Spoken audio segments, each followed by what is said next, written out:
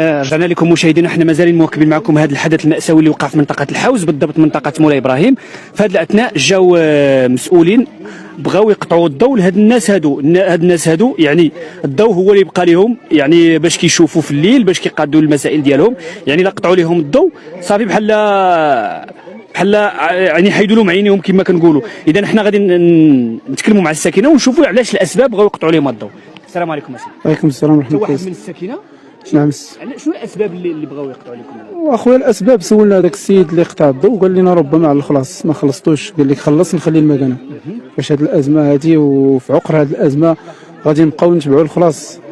اصلا مناش غادي يخلص لك هذا السيد؟ ماشي كلشي ما مخلص، يقدروا يكونوا شي وحدين ماشي كاع كلشي ما مخلص. واش كاع الا ما خلصوا كاع ما عندهمش داك الشيء اللي قالوا. حنا ما عرفناش الاسباب الرئيسيه علاش قطعوا، حنا ما عرفناش السبب الرئيسي علاش قطعوه.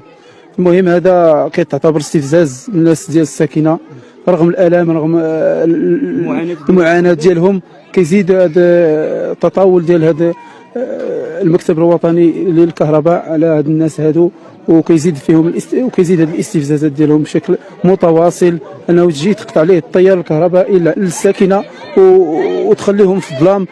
هذا الشيء غير مقبول بشكل نهائي. حيدوا بعد الماكن، بداو حيدوا شي 3 ولا 4 الماكن، وتدخلت الساكنه وحبستهم. واخا نشوفوا واحد. السلام عليكم. السلام ورحمه الله. انت واحد من الساكنه؟ اييه نعم. انت واحد اللي جيتي وقفتي قلت لهم اييه وفي سيدي قلنا هذا الضوء هذا خص ما تحيدوش هذه المكانه، حيت بنادم الا حيدتي هذه العوينه اللي باقيه عنده راه صافي. ايوا دابا هنا مشات لك الكبده ديالو.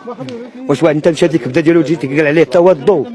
وراه التليفون دابا حنا التليفون هذا الا ما تشارجاش باش يوصل هاد الحاجه ديالنا حنا هاد الملك ديالنا ما عندوش كيدير. راه الا ما وصلتوش يحتاجوا التليفون يتشارج ضروري. ها الاولى وكيضوي به دابا هو الثانيه. كضويو على هنا على الزناقه. الا ما ضويتي بالتليفون دابا في الطريق هنا راه ما دوش. حشرات كيعانيونا في الحشرات. الا ما دويتي راه ما عندكش دوز، ما كاينش من دوز. وجاو هاد الناس هادو بغاو يقولوا لنا الضوء راه ما كاينه معنا. كيضويو الناس راه كاينين حتى الحشرات. يقولوا كاع الناس هادو كيتسالونا الفلوس.